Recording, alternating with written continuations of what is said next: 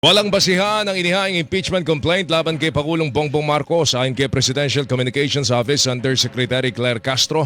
Matagal nang nasagot ng Pangulo ang mga issue na ginawang basihan sa reklamo.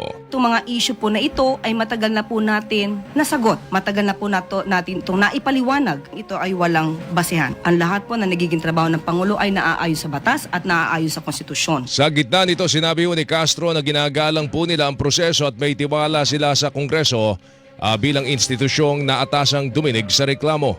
We respect this process and trust that Congress, as a co-equal branch of the government, will discharge its duties with honesty, integrity, and fidelity to the rule of law. Hindi na nagbigay ng komento ang Malacanang hinggil sa motibo ng naghain na reklamo na si Attorney Andre De Jesus. Ngunit sinabi ni Castro na ang nag-endorso ng impeachment complaint na si Pusong Pinoy Party List Representative Jet Nisay ay isa sa 8 kontratistang nabanggit ng Independent Commission for Infrastructure. Wala po tayong personal na kaalaman kung ano ang kanilang intensyon patungkol po sa pag-file ng impeachment complaint. Ang atin lamang pong nalalaman sa ngayon ay ang party list na nag-endorse ay isa sa 8 na contractors na nabanggit ng ICI. Tinig po ni Presidential Communications Office Undersecretary Claire Castro.